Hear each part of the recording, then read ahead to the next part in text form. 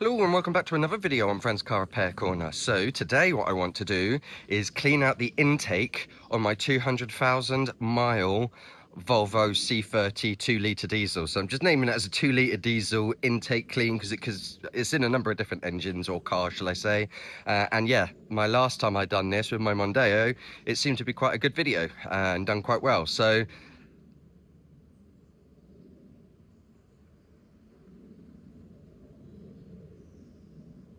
the car is also chugging a little bit, so I'm wondering whether it's, maybe actually the EGR's blocked, or the intake is all fully blocked, it's not getting enough air in, and that's why it's sort of stuttering a little bit. So we'll see. So let's get out to the car and get this intake off so that we can give it a good clean.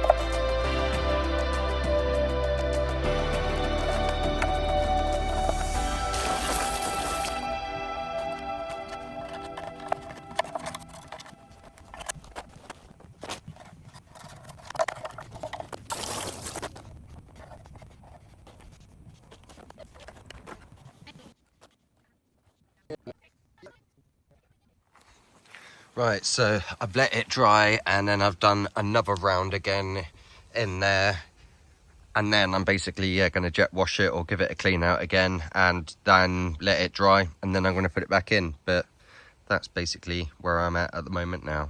Let that soak for a bit longer. Actually, I forgot, I need to try and give this bit a good clean out before. These are the old ones I need to remove. So let's give this a bit of a clean before putting that in. Right, giving it as best as a clean as I can. Let's get it all back together. Right, that's everything together. Quick little bolt check. Yeah, no, right. There is one note.